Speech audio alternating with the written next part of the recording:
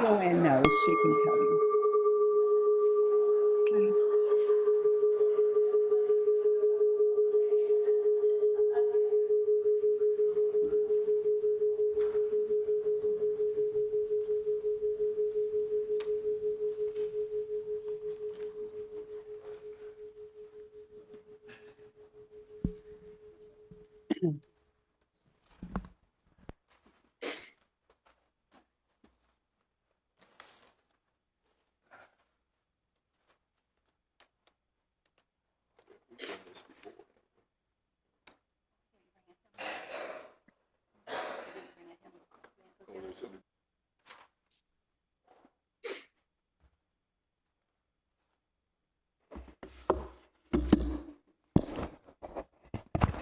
Good morning.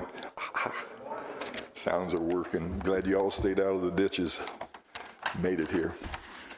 We had a flock of them decide to try that out this week, didn't we? And we're all trying to stay upright with care.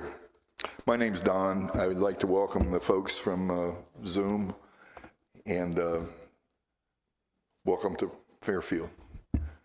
I am glad to see a good turnout. I was kind of wondering what we'd see this morning, but we did well. For our opening hymn, we have in the worship and song, Seek Ye First the Kingdom of God. It's on page 100. I don't see Amanda here, so I'll cobble through it, but it's page 100 in the worship and songbook. So would you join with us as we sing that? And Don, let's sing it through twice.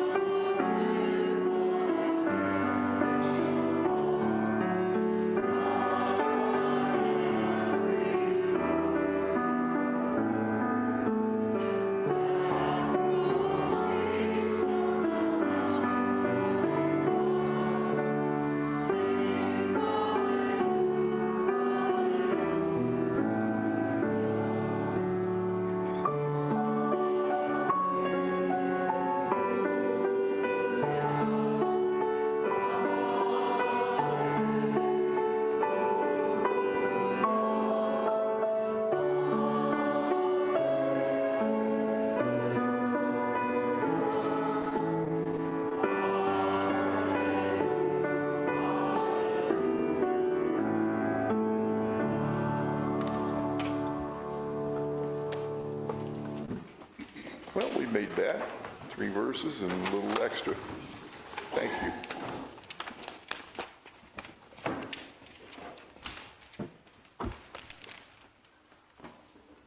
I'm going to give a centering thought, and then we're going to reflect a little bit. I've already been reminded that I tend to talk a little bit too much, so I'll try to be brief as I can, which is difficult. I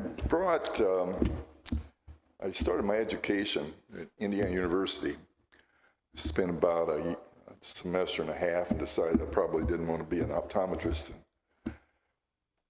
I have to say the first year, my freshman year, there was not one single adult that knew my name. No professor. Well, there's one exception. There's no professor, though. My wife would be happy to know there was no bartenders down on Kirkwood, nor, as far as that goes, other occupations. Nobody knew me in Bloomington, which was not bad. It was by my choice. I kind of stayed kind of on the quiet side. There's one exception. In the Daily Student about 62 years ago, March or April of 1962, I read in the Daily Student that there was going to be an open house at the office of the president, Herman Wells. I thought open house meant cookies and punch and co-eds. So, all right, let's give it a whirl. So I walked over to the president's house, or office, and went in and knocked on the door, and went in. The receptionist said, "Can I help you?" And I said, "Yeah, I'm here for the open house." And she said, "Dr. Wells will be with you in just a minute." And I kind of went into a state of stupor. I hadn't planned on that. I was thinking co-eds and cookies. You know, it was a place to enjoy, but Dr. Wells was a little out of my class. Soon, Herman Wells came to the door and invited me in. And I met one of the most interesting people. 62 years hasn't dimmed the memory of that, 15, 20-minute visit. One of the things that he started with was, "What year in school are you?" And I said, "Well, I'm a freshman." And he said, "Well, don't say just a freshman." He said, "Everybody's got to be a freshman." And then he said, "Tell me about your family." I said, "Well, my mom's a school teacher and my dad's a machinist." He said, "My mom was a school teacher. This is her globe, and this is the bell she had on her desk." Well, we carried on a conversation about a lot of things. I suppose the most interesting thing that occurred during that conversation was that I commented about looking out the window. It was, if you've not been on IU's campus, it's the most marvelous, beautiful place. It's a woods with little paths and interesting things going on. It's just a wonderful, beautiful campus.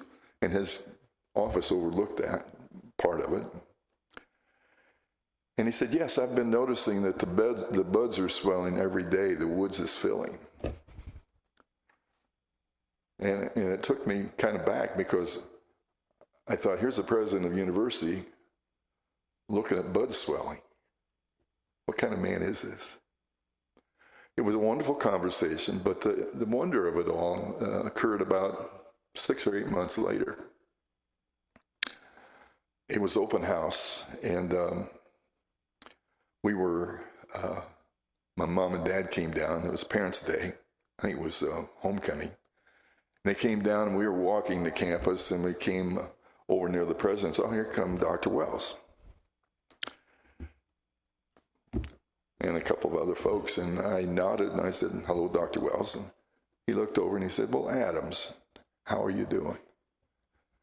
I thought, the only guy that knew me on the whole campus. And my mom and dad looked at me with a great deal of wonder. How did this happen? Well, I've started to read a book, Herman B. Wells. I started it some time ago, and I put it aside. I don't know why. That's the way I do things. My wife will tell you, I've got a whole stack of books beside my chair. I go from book to book. I once in a while finish one, and I just have a lot to keep me occupied. But I've started this book one evening a couple weeks ago, and it was written by a fellow by the name of James Capshaw. He had the good fortune of being a houseboy for Dr. Wells when he was at campus, when he was in school, and then came back as a professor. And he wrote a wonderful biography. I love biographies because they give us lessons that other people leave us. But in the front of the book, there's a few quotes that I thought of when I was thinking about what to say to you folks today and give you something to reflect on. There's about 5, but I'm only going to give you about 2. The first one says, consult the genius of the place in all. Consult the genius of the place in all. And of course, the place I'm thinking about now is Fairfield. And I'm looking around and I thought, well, wait a minute, where's our geniuses? And then I realized what we do have. The other quote, it says, to become intimate with your home region, to know the territory as well as you can, to understand your life woven into the local life, does not prevent you from recognizing and honoring the diversity of other places, cultures, and ways.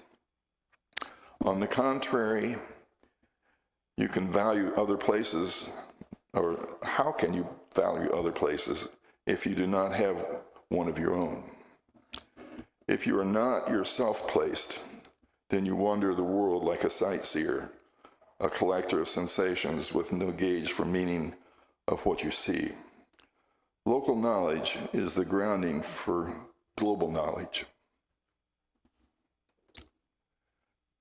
Consult the genius of the place in all. I want you to reflect a little bit about the genius that we see sitting next to you it's either in the pulpit or the pew. Not so much in the pulpit, but more in the pew. That you get a chance to check the geniuses that are out. Last week, after the message, there was all kinds of discussions, including one from a young lady who's not here today. She must be about 6 or 7. There's genius in us all. And you just have to look for it because it's there. So think of the genius in this place. Before we begin our community sharing in our announcements, I forgot to have you turn off your phones. We have a very weak bandwidth here, and if your phones are off, it makes things work better. I did meet somebody yesterday or Friday, a rarity.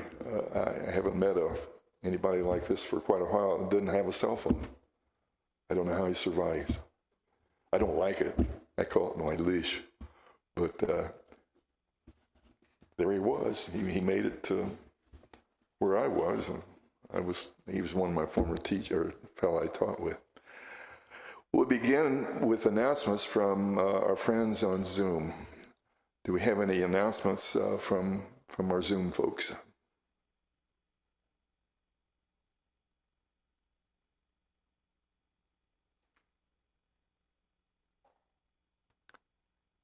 The only announcement I don't want to hear is about warm weather. They didn't have any of that. Our next, then, we have announcements from the meeting room.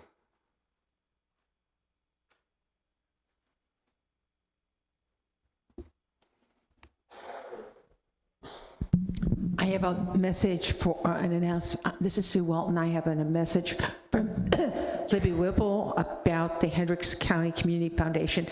Will hold its next Lunch and Learn series this Tuesday, the February 20th, from 11 to 12:30 at level 2 at the shops at Perry Crossing, and there will be a box lunch provided. You can still register yet today. I know Scott and I are going to be there, and several other people have come before, so it's a good session. There's a poster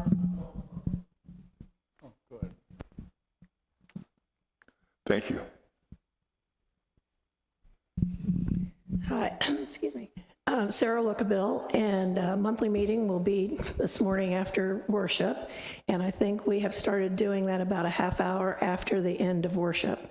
So look at your watch or the clock or something when worship ends, and come back in here 30 minutes after that. Thank you.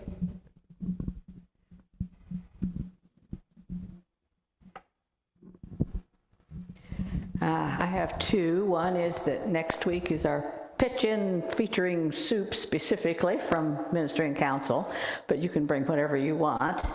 There will be soup. Should have had it today, I think, but it's next week, so don't forget that. And the evaluation forms are still out there on the table. I said they would be sent out by email, and we had an email snafu due to change of personnel after Tom died, so we have them out there now. They were sent out by email just later. So there should be in your email now, but if anybody needs one, why get a hold of me.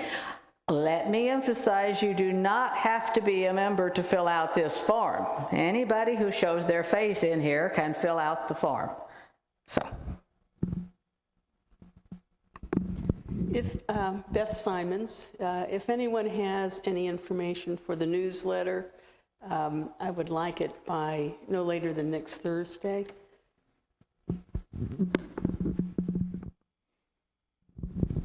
John Essex on behalf of Jack. If you bought Major Saver discount cards last week, we have them, so please see us before you leave today.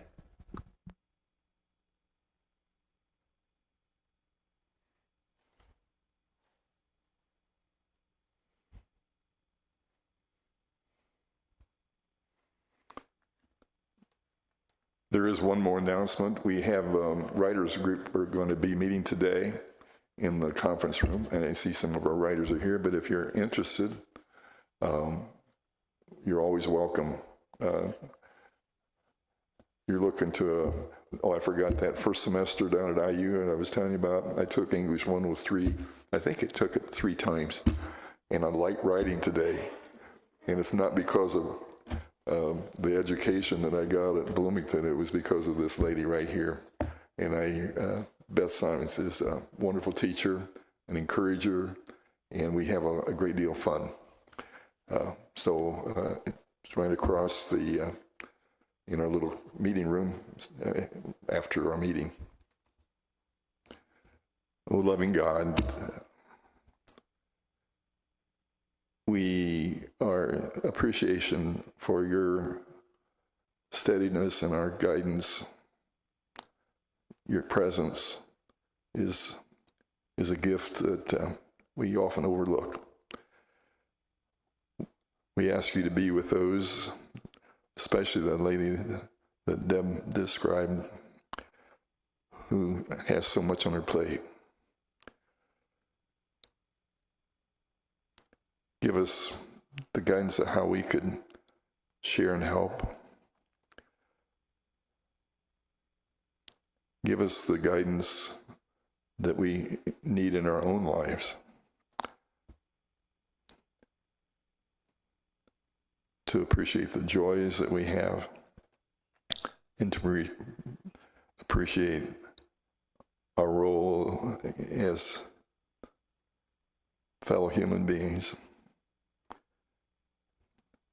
both of this community and this world. Amen.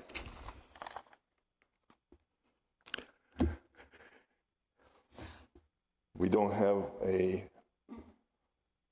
man with a trailer, but this is the time that we provide our giving for the Kunat community, and I'll need volunteers. Jack?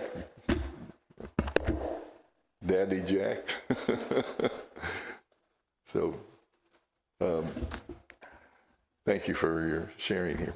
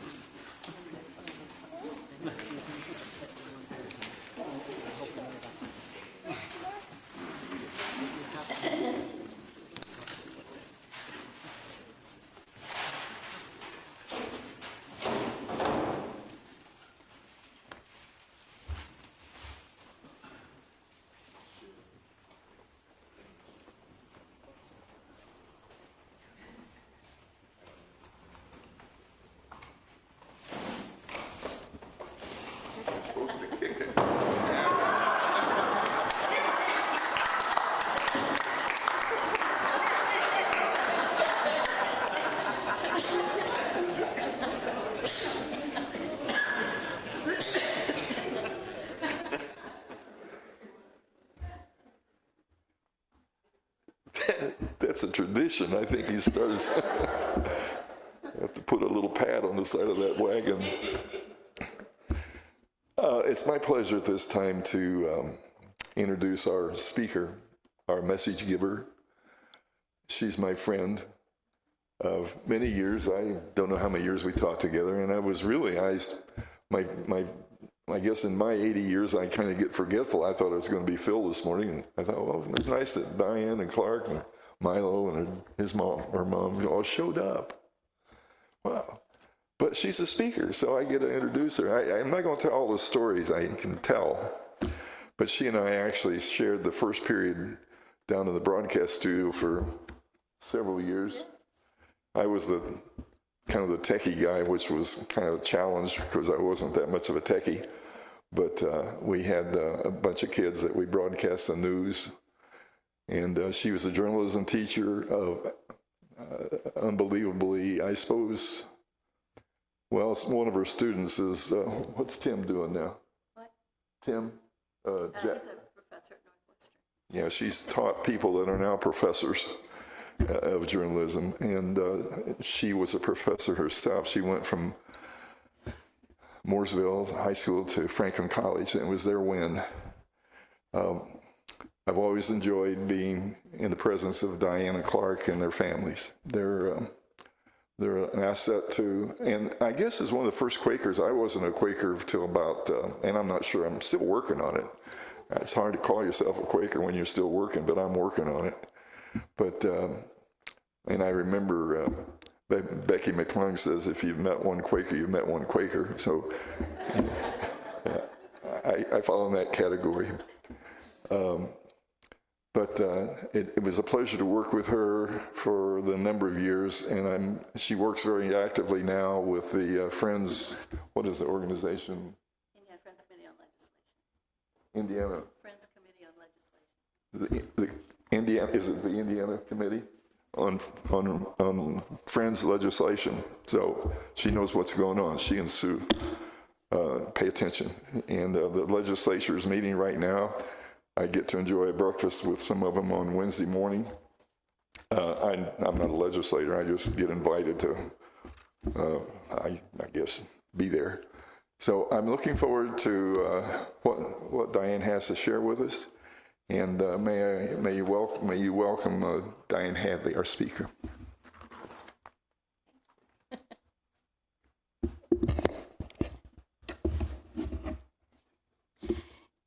Good morning.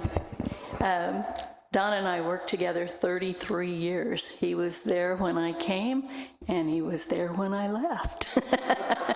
What was your total, Don? 40, yeah. And my husband, Clark, who's here with us today, taught middle school science for 43 years. And then he went to Franklin College, too. It's kind of the family business. Lindsay has also taught, although she's a graphic designer.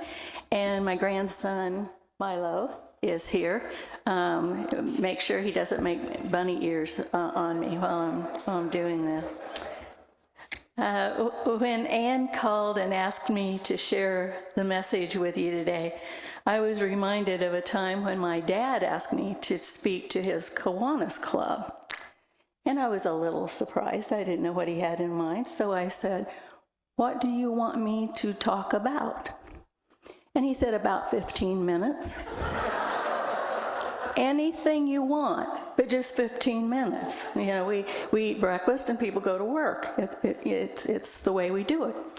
Anne gave me similar latitude. She called and said she would like for me to speak to you today for about 10 to 15 minutes, and I could pretty much choose what I wanted.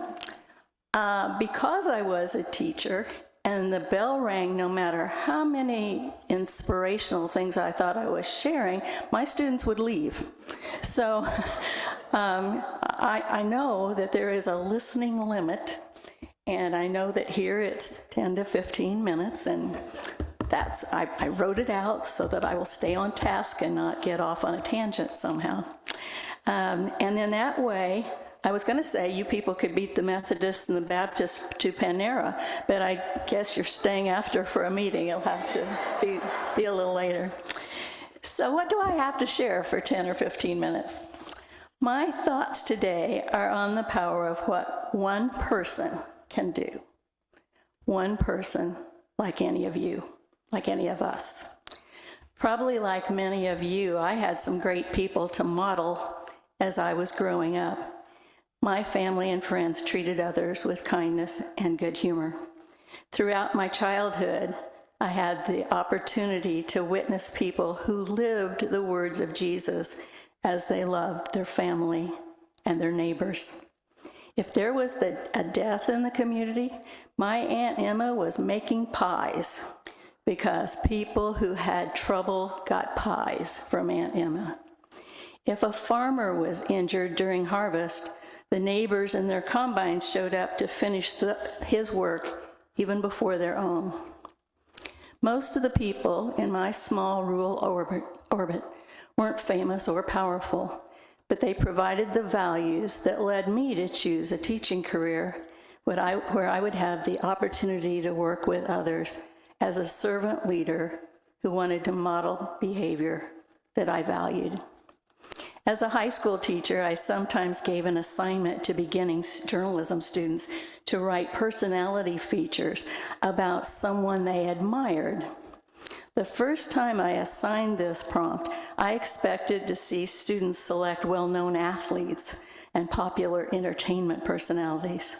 But I was pleasantly surprised to see the students' relatives, neighbors, local faith leaders, coaches, and teachers selected as their subjects. One girl wrote about her stepmother who had entered her life when she thought she and her dad were fine just by themselves without anyone else. She wrote about how she had tested this intruder to her family for years, but the stepmother never wavered. She remained helpful and kind, even though her stepdaughter resisted. In the closing of the feature, the girl said she had come to realize that she admired her stepmother more than anyone else. I was touched by the honest humility of her story and asked if her stepmother realized she felt that way. She laughed heartily and said, "Oh no, I'm sure she doesn't. I didn't know it myself till I wrote this." We were near the end of the semester, and the holiday was approaching. I suggested that she wrap up that little piece she just wrote and give it to her stepmother, and she agreed that she thought it would be a good present. You know, that stepmother didn't change the world for everyone, but she was the light for a child whose birth mother had abandoned her husband and children and moved out of state, leaving a little girl who became defensive and untrusting. The stepmother had created a place where that child could grow with unconditional love from someone who wasn't especially required to give it or appreciated for doing so for a very long time. One person who made a big difference in another life because she had the faith to believe in what love can do. I think many Quakers believe that they must make big dramatic contributions that change the world significantly. Raise your hand if you're one of those people. We all are.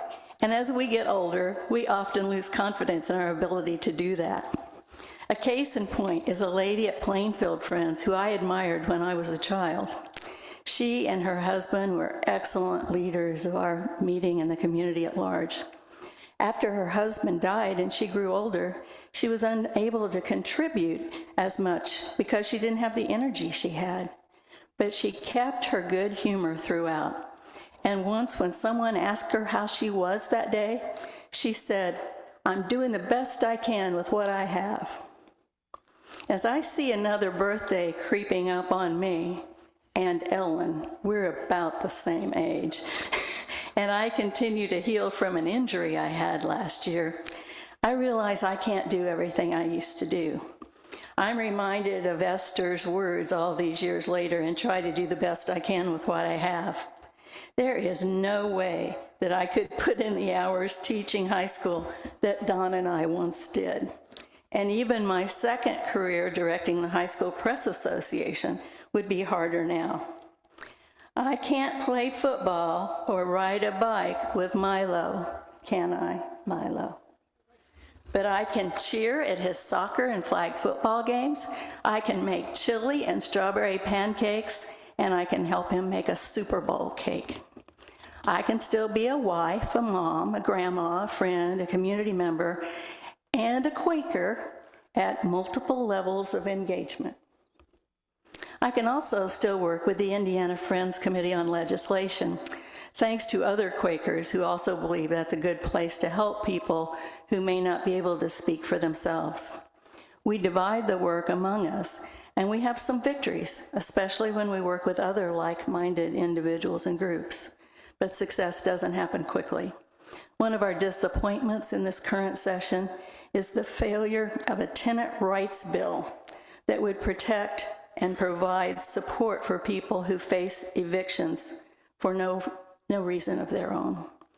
Indiana is one of only 6 states that doesn't provide this kind of protection, even though over 73,000 Indiana tenants will have eviction filings this year, over 27,000 just in the Indianapolis area.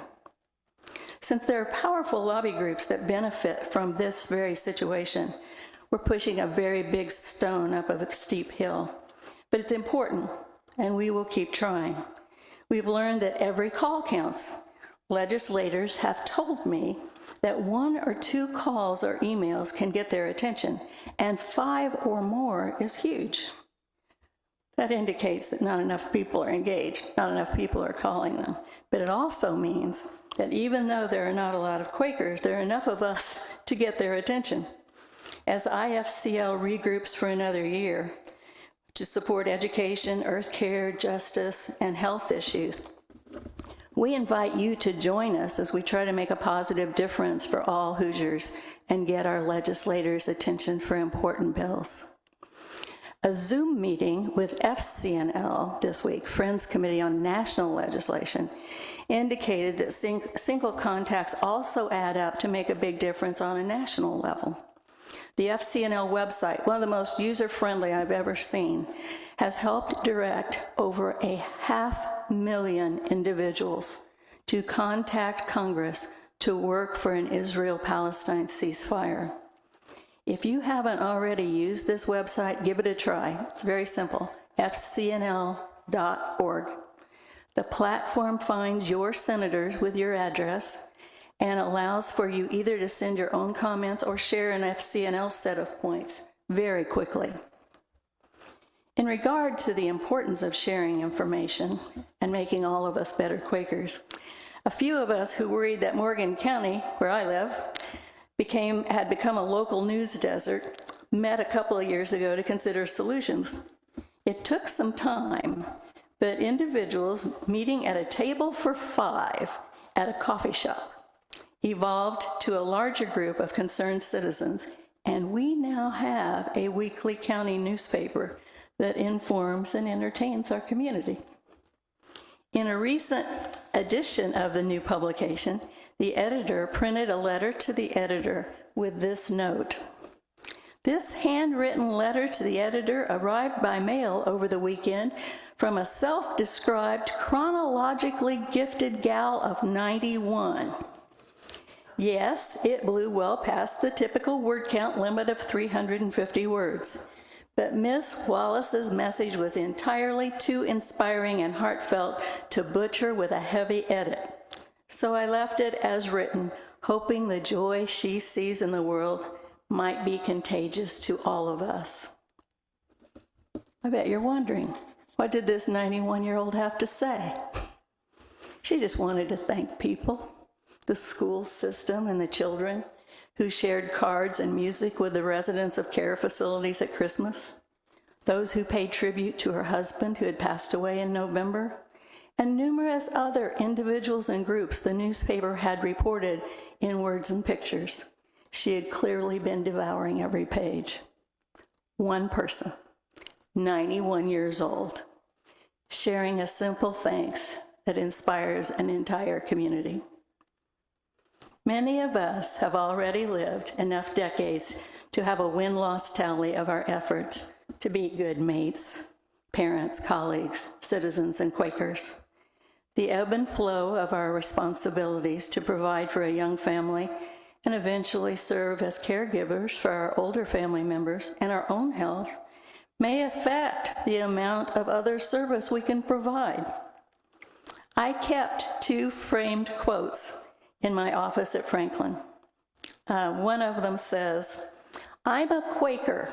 In case of emergency, please be quiet." One of my colleagues laughed every time he saw that. He says, "I love to come to your office and just look at that quote." It's humorous, but it's also a steady reminder to be mindful to the benefit of patient silence and listening for God's support and direction. My other quote is similar to Esther's words from many years ago. Do the best you can where you are with what you have. It's good for us to remember that even if we can't solve every problem, a phone or a computer may be the only tools necessary to make a positive difference for others. We might think of our challenges as one of those maps in parks and shopping malls. You've seen them. They've got the little star and it says, "You are here." And depending on how old we are, we're hoping that where we want to go is fairly close to "you are here." And sometimes it is not.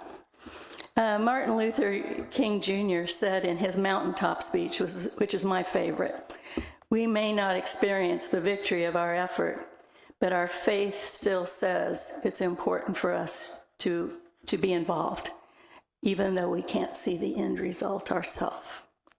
Quakers have historically taken on bigger projects than our numbers could easily accomplish, and often individuals were the initial inspiration. Quakers worked for many years to end slavery, both here and in England. One person, William Wilberforce, took 20 years to work toward that and make it happen. His individual effort was the beginning of it, and he died 3 days after they accomplished it. The recent movie about Bayard Rustin, which I recommend if you haven't seen it, is the story of a Quaker who influenced others in the civil rights movement to protest nonviolently as he worked mainly behind the scenes to organize one of the biggest events in our country's history. Review civil rights legislation, the right for women to vote, movements to help prisoners, the homeless, mentally ill, and the disabled, and you see a pattern. One person at a time, plus another, and then another. In the book, Quakers and Nazis, that I quote from all the time, I apologize for those of you who have heard me mention it before, but it's been so memorable to me. Hans Schmidt writes about the Quaker effort to soften the hearts of German leaders as Nazi Germany became a tragic chapter of human history. He specifically describes Olga Hadley, a Quaker who worked to get people, mostly Jews, out of Germany up until America entered World War II. When immigration was outlawed, 28 of the people she was trying to help were still stranded. And years later, her distress about them was still so deep that even on her deathbed, she recited their names. If we had known Olga, we would have told her she did the best she could where she was with what she had. Yet we identify with her frustration as we try to do our best. From an infinite ocean of light, an address to the annual gathering of the American Friends Service Committee back in 1960, Stephen G. Carey, who was the clerk of the AFSC board until 1990, described the example Friends continue to set. Even though we're tiny, and even though there is a vast world to mend, it's important that we keep witnessing to what love can do. Today I add one person at a time, doing the best we can with what we have.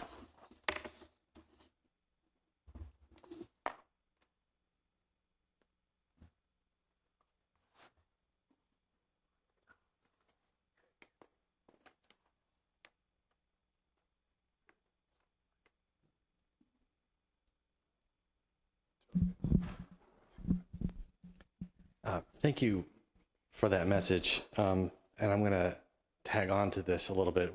Speaking of when our lawmakers get several calls, they really pay attention. If friends need help being the one person who can start affecting change, and then another and another, there's an app called 5 Calls. That's the number 5 with calls at the end of it.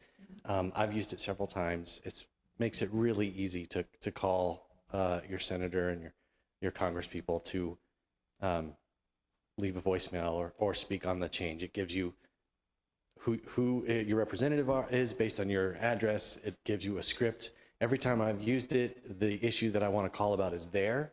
So it's very helpful. So if you need help to make that call, there's an app called 5 Calls. I recommend using it.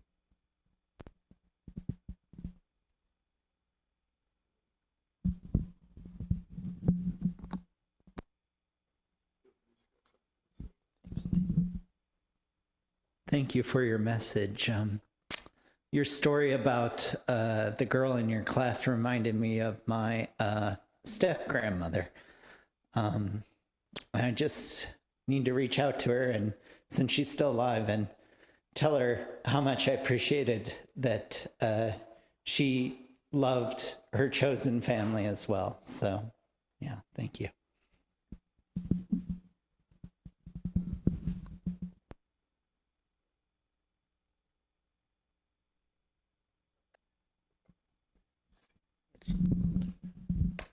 J.B. Simons. In my work with companies and corporations and other opportunities, I asked the group, I'm going to count to 3 and out loud tell me the name of your favorite teacher of all time. 1, 2, 3. Did you not understand the question? 1, 2, 3. There you go. Here's something they all have in common. They were tough. They were firm. They were demanding and had high expectations, but they cared about you. Think of your worst teacher, almost the same list except one word. They didn't care. It was one of the things that I shared for years, and I thought I had never thanked Mr. Owen, my favorite teacher. He taught psychology in my freshman or senior year in high school and was my track coach. I said, well, I probably should tell him. So he had moved away and was now teaching at the Yorktown School.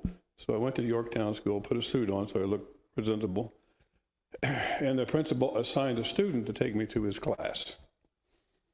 I walked in and I didn't realize that Charlie was a lot shorter than he used to be. And he was teaching a history class, which is what he was good at doing. And I said, I introduced myself to him, and he said, wow, you're a lot taller than you used to be. And I said, I told the class, I said, the reason I'm here, and I said, I've been doing this for several years, and asked who your favorite teacher was, and I kept saying him.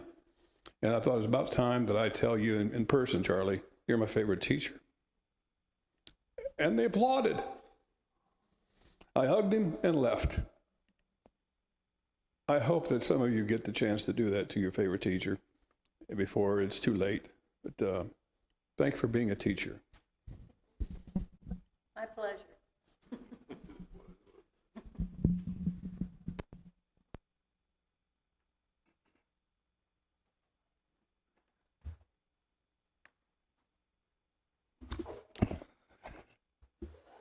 I thank you, Diane, for your message too, and I want to make a fast comment on your comment about the newspaper. after reading the editorial that was commented on by Stephen Crane, I stopped by his office and I said, who was that lady? And he told me, and I said, where's she living? And it's a senior retreat area, Grandview something. I found it. Went down and bought a bar of soap at the farmer's market in Bloomington and took it to her. And I spent about 2 of the most exciting and interesting hours listening to this lady, Debbie Wallace. Middle name was Kelso, Debbie Kelso, or Katie Kelso Wallace. Met somebody just a couple days ago, and they told me that they worked there as I said, well, there's a lady there that I'd like for you to say hi to. And she said, who's that? And I said, it was Katie Kelso Wallace. Oh, Katie Kelso Wallace. She is my absolute favorite person. Doesn't take much to be positive about living. At 91, she was great. And I appreciate what you say. I appreciate what you all have said about thanking people for what they are. One person can make a difference. We have a closing hymn of Teach Me. that wouldn't have gone very far.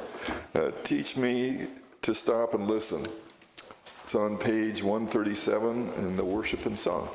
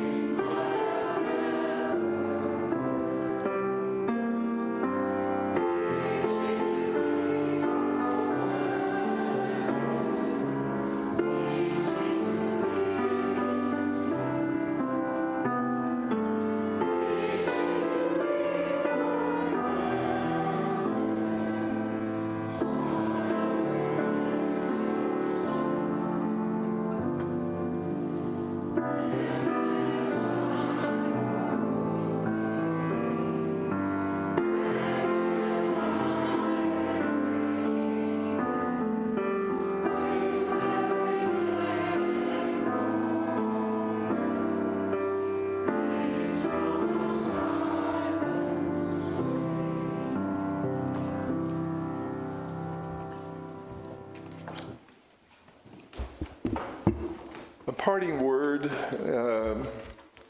is a thought that actually came to me as Diane was speaking to us about the difference one person can make. Tomorrow they're calling it Washington's birthday. Washington's birthday was actually on the 22nd when we were students, and many of you in here, February is a great month for coloring Lincoln and Washington. 12th for Lincoln, 22nd for Washington, and you had the little things you put up. But I mentioned that only for the fact that Lincoln had a stepmother. Sarah Bush, he gave credit to as his, I guess you say, what made Abraham Lincoln. One person can make a difference. He also received a letter from a Quaker when he was the president that moved him to take action where it needed to be taken.